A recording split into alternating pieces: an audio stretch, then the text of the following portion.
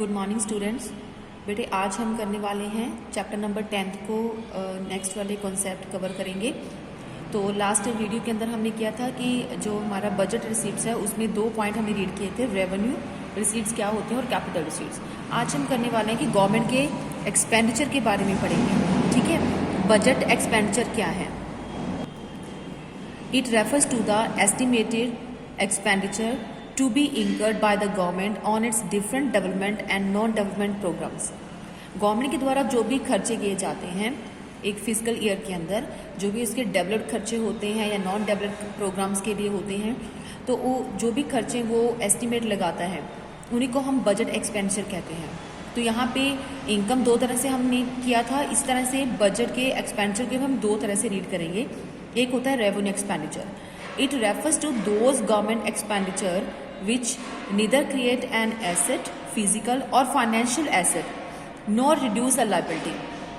Revenue expenditure वो होते हैं बेटे जिससे कि गवर्नमेंट का ना तो कोई एसेट, फिजिकल कोई भी एसेट जो है वो नहीं कम होती, ना ही फाइनेंशियल कोई एसेट उसकी कम होती है। ठीक है, और इसी तरह से ना तो वो एसेट क्रिएट होती है, सेकेंडली ना ही कोई लाइबिलिटी कम होती है।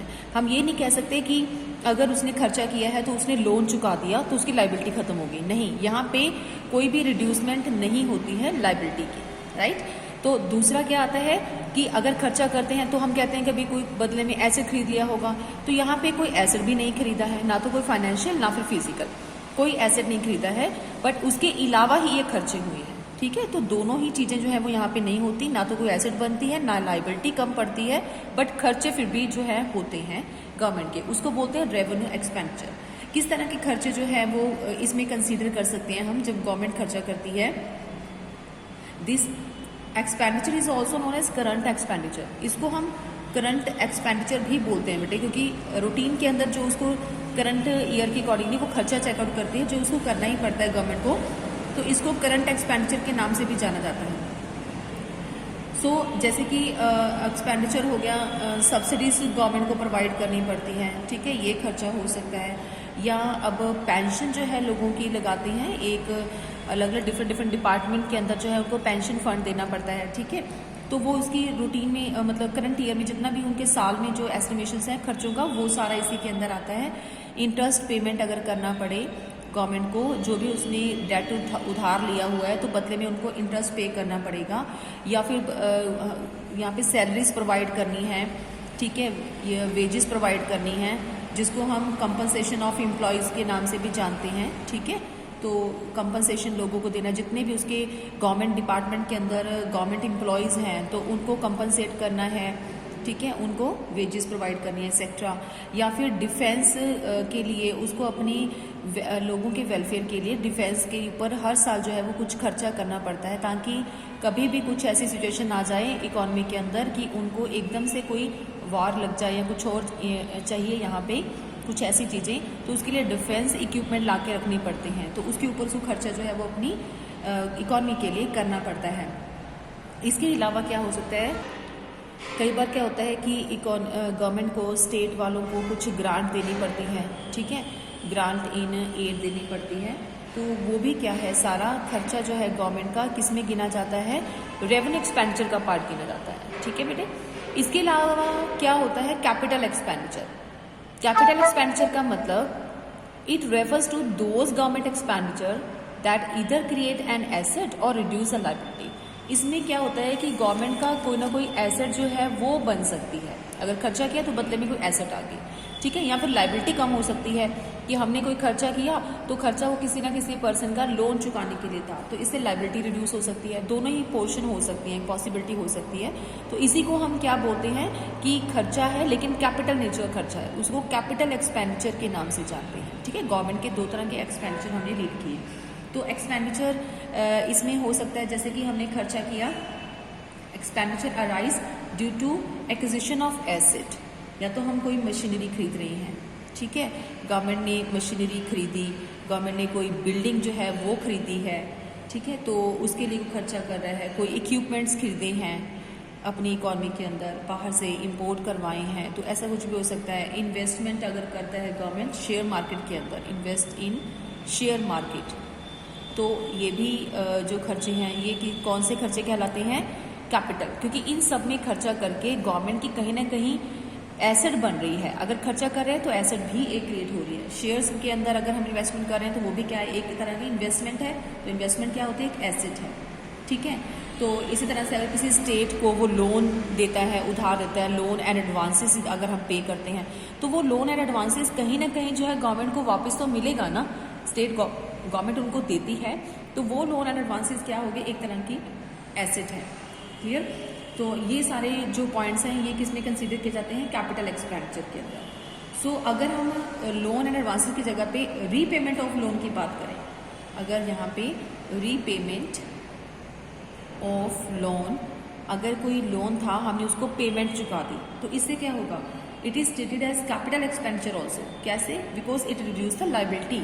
क्योंकि अगर हमारे पास पहले किसी का पेमेंट करना था, हमारे सिर पे लाइबिलिटी थी, तो अब हमने वो पे कर दिया लोन, तो इट मीन्स लाइबिलिटी क्या होगी हमारी यहाँ पे खत्म होगी, रिड्यूस होगी। तो दोनों ही केसेस हो सकते हैं, या तो आपकी कोई एसेट बनती है या किसी न किसी वे से आपकी लाइबिलिटी कम हो सकती है। तो दोनों ही पॉसिबिलिटी है किस केस के अंदर, कैपिटल एक्सपेंडिचर के पार्ट के अंदर, ठीक है बेटे। So these expenditure create capital base of the country, so therefore it is also known as the investment expenditure. जैसे हम रेवेन्यू एक्सपेंडिचर को करंट एक्सपेंडिचर काउंट करते हैं, इसी तरह से कैपिटल एक्सपेंडिचर को और क्या बोलते हैं, इन्वेस्टमेंट एक्सपेंडिचर। क्योंकि हमने कहीं ना कहीं पैसा जो लगाया है, खर्चा किया है, उसे हमें एज ए इन्वेस्टमेंट भी काउंट करते हैं कि हमारी इन्वेस्टमेंट हुई है। इन सभी चीज़ों को अगर हम परचेज करेंगे तो एज ए इन्वेस्टमेंट हम इसको काउंट करते हैं, ठीक है। अगर कोई खर्चा हमारा खत्म हो गया है, आने वाले टाइम में लायबिलिटी हमने जो थी क्रिएट हो रही थी, अब हमने खत्म कर दिया, रिड्यूस कर दिया, तो वो भी एक इन्वेस्टमेंट ही है, हमारे लिए एक अपॉर्चुनिटी है कि हम कहीं ना कहीं अच्छा कर रही हैं इकोनॉमी के अंदर, तो वो कैपिटल को बेस मान के चलती हैं। So that's it's another name is investment expenditure, right बेटे। तो इसके अलावा बेटे कई बार हमारे पास 3 मार्क्स का क्वेश्चन आता है कि डेवलप्ड एक्सपेंडिचर क्या होते हैं, नॉन डेवलप्ड एक्सपेंडिचर क्या होते हैं, ठीक है। तो डेवलप्ड एक्सपेंडिचर का मतलब होता है the expenditure incurred on economic and social development.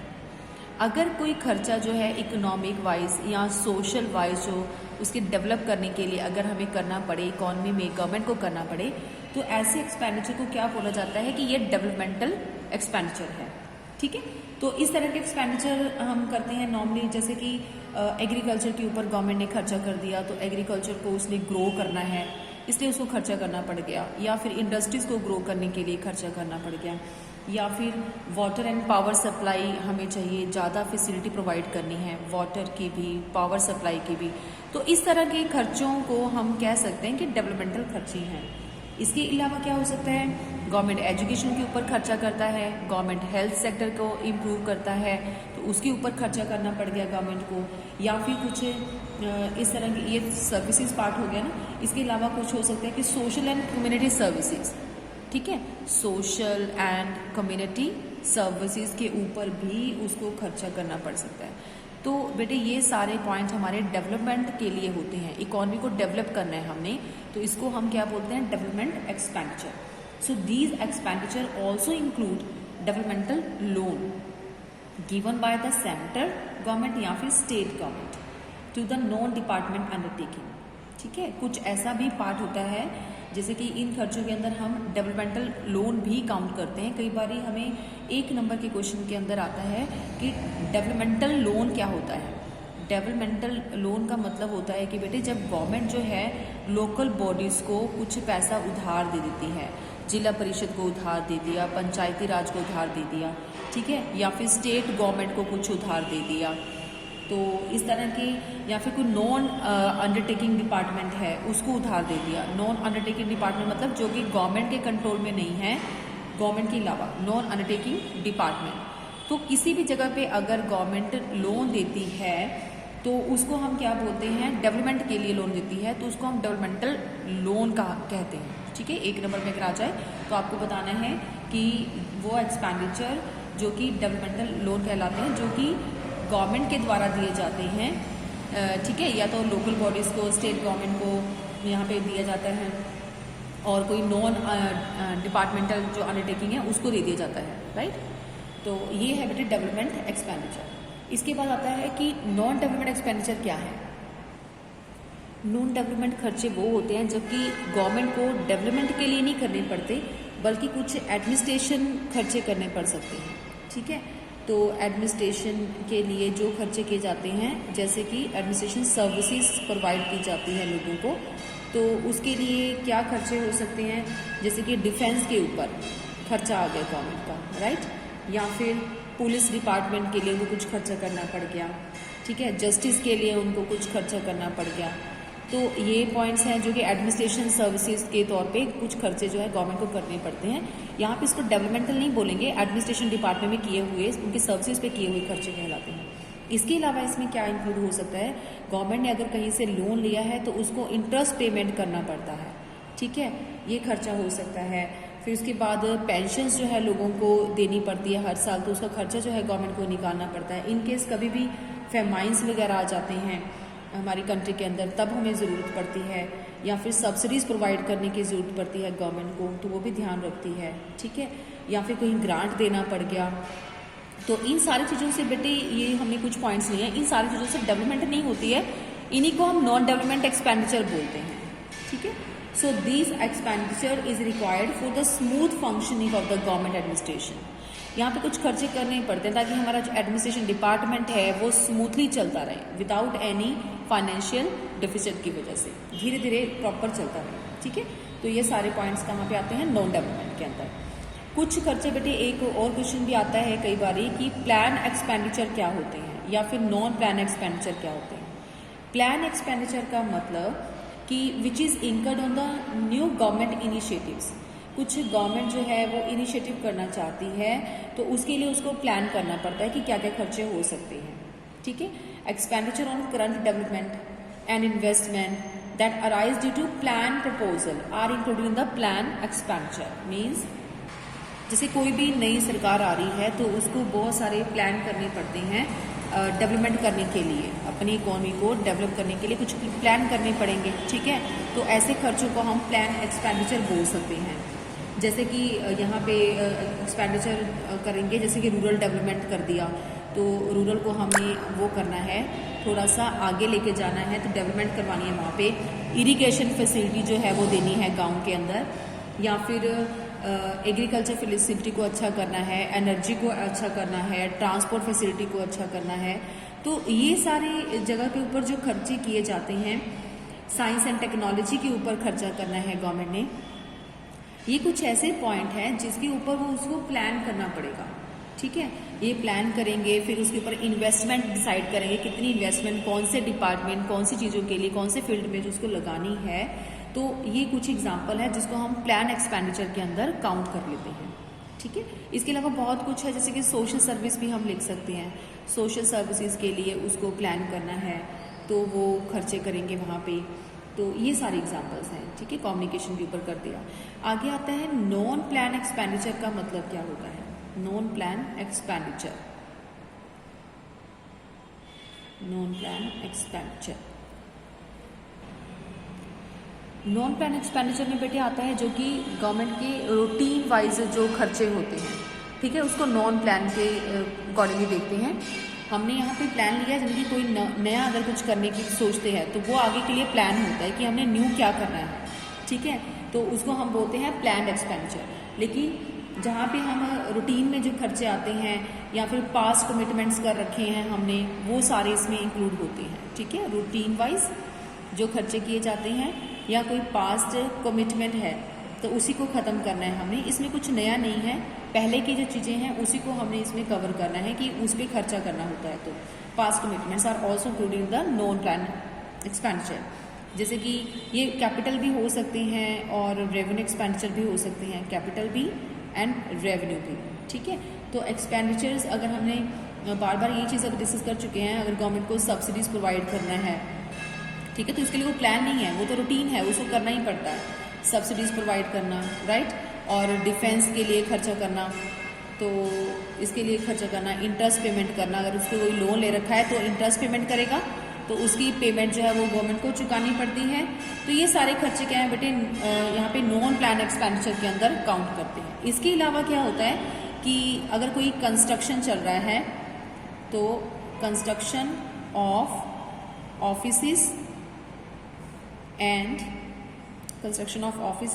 या फिर कैपिटल एक्सपेंडिचर, गवर्नमेंट ने कोई खर्चा किया है, कैपिटल एक्सपेंडिचर कर दिया उसने रिलेटिंग टू द बॉर्डर। अगर उसको लगता है कि बॉर्डर के ऊपर कहीं ना कहीं कोई वॉर लगने वाली है तो उसको बॉर्डर के ऊपर कुछ खर्चा जो है इमीडिएटली करना पड़ गया। कुछ ऐसे केसेस भी आ जाते हैं, सी कॉस्ट के ऊपर भी कई बार सिक्योरिटी टाइट करनी पड़ती है, तो उसके लिए भी उसको एकदम से जो है वो खर्चे करने पड़ सकते हैं। तो ये सारे क्या हैं, ये तो नॉन प्लान है ना, इसके लिए तो प्लानिंग कुछ नहीं किया गया पहले। कुछ खर्चे को तो हम नॉन प्लान में काउंट करते हैं कि रूटीन है, वो तो करने ही करने हैं, ठीक है। और कुछ खर्चे जो कि हमारी सोच में नहीं होते हैं तो उनको भी करना पड़ता है, ठीक है। प्लान नहीं है बट अचानक से हमें कभी एक बॉर्डर के ऊपर सिक्योरिटी टाइट करनी है, सी कॉस्ट के ऊपर सिक्योरिटी टाइट करनी है, इस तरह के खर्चे हमें इनकट करने पड़ते हैं, ठीक है। या फिर एकदम से हमें कोई लोन किसी ने मांग लिया तो लोन देना है, हमने स्टेट गवर्नमेंट ने लोन मांगा, तो ये कुछ प्लान थोड़ी था, ये तो नॉन प्लान ही है, तो हमें एकदम से खर्चे करने पड़ सकते हैं। सो ये these also are included in the point of non plan expenditure, right. इसके अलावा बेटे टॉपिक है आज का, तो टॉपिक है measures of budget deficit.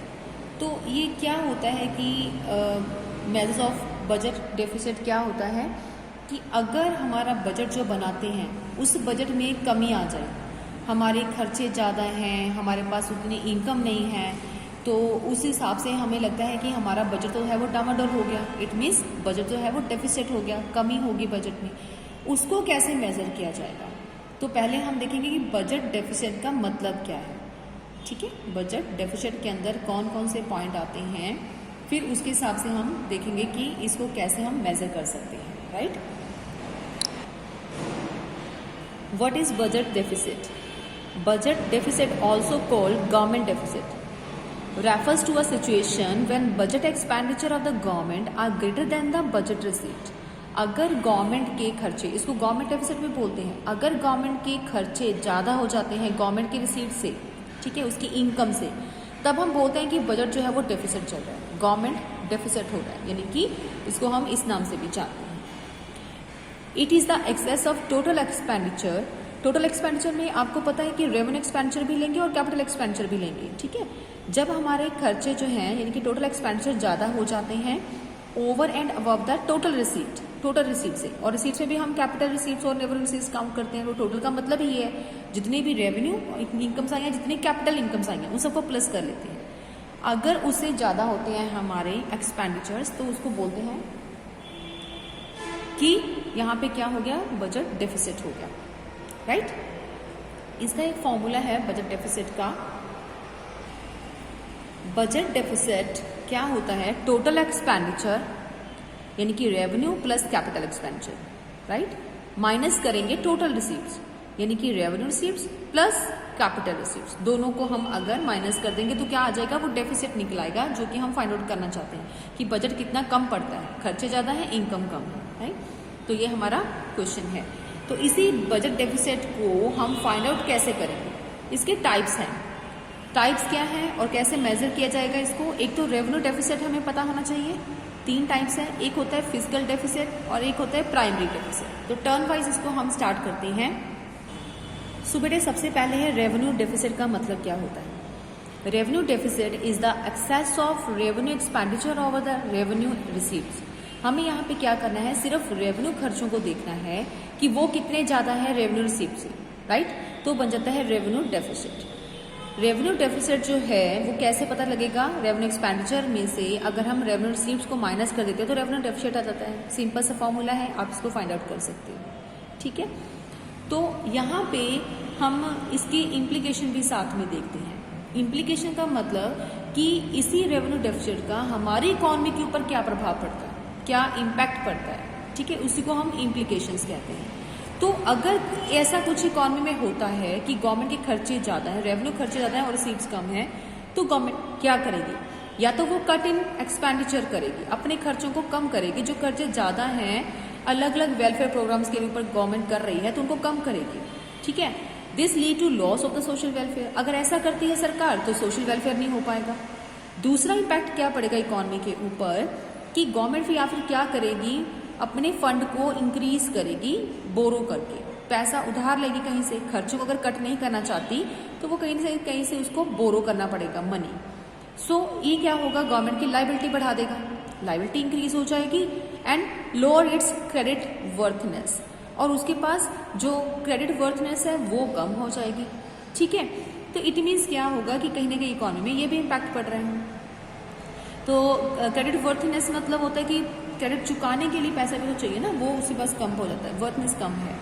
The government में भी कंपेल्ड फॉर डिसइन्वेस्टमेंट, या फिर एक और भी ऑल्टरनेट है गवर्नमेंट के पास कि अगर वो बोरो नहीं करना चाहता तो अपनी कोई भी एक एसेट को बेच दे, उसको बोलते हैं डिसइन्वेस्ट करना। अपने किसी डिपार्टमेंट को वो बेच देगा तो उसमें डिसइन्वेस्टमेंट बोला जाता है। Selling its ownership of the public enterprises, right. So ownership of the public enterprises may be loss to foreign companies. So यहाँ पे अगर हम बात कर रहे थे कि अगर अपने किसी भी डिपार्टमेंट गवर्नमेंट डिसइन्वेस्ट कर देता है, किसी फॉरेन कंपनीज को बेच देता है, तो इसका रिजल्ट क्या होगा, economic control of the foreigners में increase in the domestic economy, हमारी कंट्री के अंदर फॉरेनर्स का ही कंट्रोल ज़्यादा हो जाएगा। तो ये कुछ नेगेटिव इम्पैक्ट है, 3 इम्पैक्ट हमें देखने को मिले हैं अगर रेवेन्यू डेफिसिट क्रिएट होता है तो, राइट। या तो उसको बोरो करना पड़ता है, या उसको डिसइन्वेस्ट करना पड़ेगा, या फिर कट इन प्रोडक्शन करना पड़ सकता है। 3 तरह के हमारे पास क्या है, ऑल्टरनेटिव है इसको मेजर करने। This is called measures of the revenue deficit. Next आता है बेटे फिस्कल डेफिसिट क्या होता है।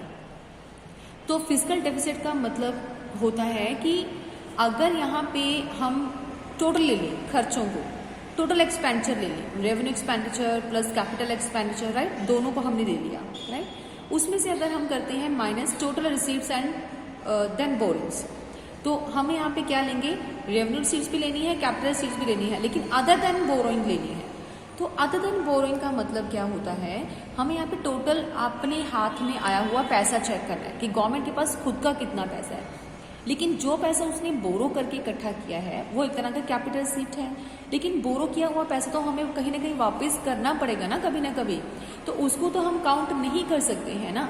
इसीलिए यहाँ पे अदर देन बोरोइंग लिखा जाता है कि टोटल रिसीट्स चेक करो, सरकार के पास पैसा कितना है, बट जो उधार लेके उसने पैसा यूज किया उसको छोड़ दो, उसको छोड़ने के बाद जो बचता है बस वो कैपिटल रिसीट्स आपको जोड़नी है।